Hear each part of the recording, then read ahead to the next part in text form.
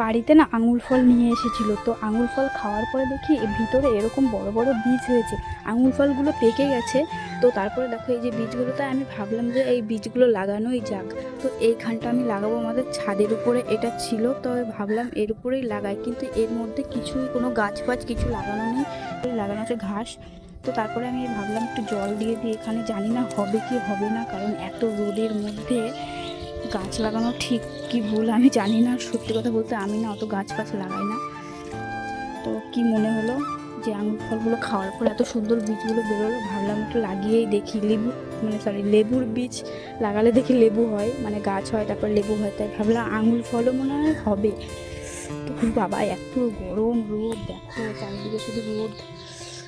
এরকম মাটি আছে, ছড়িয়ে দিচ্ছি কারণ